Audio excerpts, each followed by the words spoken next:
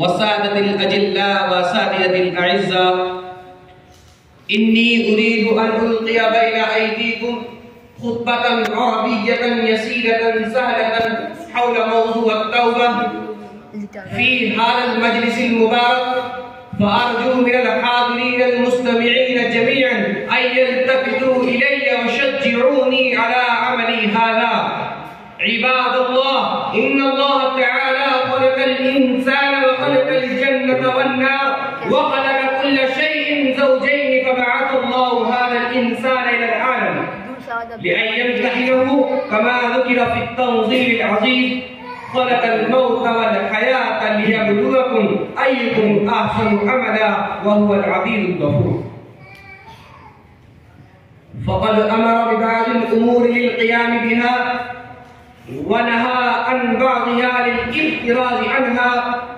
إنه أمر بالصلاة والزكاة والحج والصيام وما إلى ذلك من شتى أمور، ونهى عن الكفر بالله والشرك وعقوق الوالدين وشرب الخمر والميسر والدناء الكذب والبهتان والسخرية والنميمة والغيبة وغير ذلك من الأمور الأخرى. فيا أيها العباد، قد آمنا بالله وبالأنبياء والملائكة والكتب المنزلة والقدر خيره وشره، فيلائم لنا أن لا نقترف الذنوب والمعاصي وأن نميل الطرف إلى الشرك والفسق والوثنية وشرب الخمر.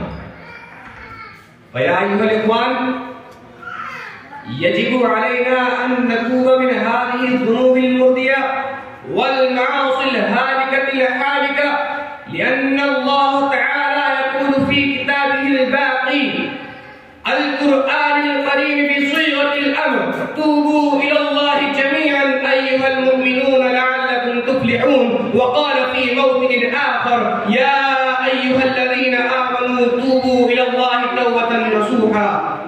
والنبي صلى الله عليه وسلم أيضا يصرح بهذه الحقيقة في حديثه.